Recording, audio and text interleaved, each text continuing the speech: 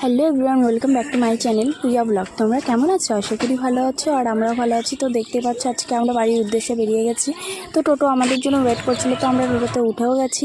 ওইদিকে পিসি আর দিদি দাঁড়িয়ে প্রচুর মন খারাপ করছিল, কান্না করছিল বাড়ি চলে আসছি বলে। তো দেখো আমরা দেখতে দেখতে স্টেশনেও চলে এসেছি, দিয়ে নেমে গেছি। তো এখন আমরা ট্রেনের জন্য ওপারে সিঁড়ি বেয়ে উঠে ওপার হব।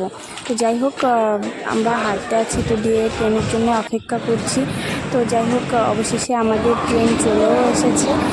দিয়ে এখন ট্রেনে চাপবো। আর মনটা এত খারাপ লাগছে, বলে বোঝাতে পারবো না। তো যাই হোক, আবার কবে আসতে পারবো না পারবো এই ভাবনাটাই আগে। তো যাই হোক, জামাইবাবু এখানে টাটা করে দিচ্ছিলো আমাদেরকে। দেখো ওরা ওইদিকে জানলা দিয়ে টাটা করছে, জামাইবাবু আর ভৈরব মামা। তো আমরা প্রচুর মনটা খারাপ। তো এদিকে দেখো বাবা আছে, তো আমার ভিডিও করতে প্রচুর ভয় লাগছিলো।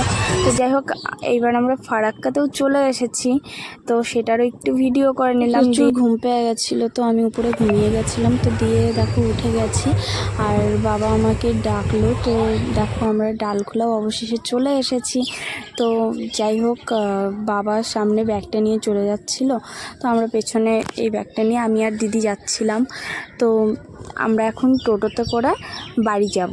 তো দেখো বাবা টোটো ঠিক করলো, দিয়ে টোটোতে উঠেও গেছি আমরা। তো এখন যাই হোক টোটোতে যাচ্ছি। তো পুরো টায়ার্ড হয়ে গেছি, খুবই খারাপ লাগছে, দিদিদেরকে ছেড়ে এসেছি।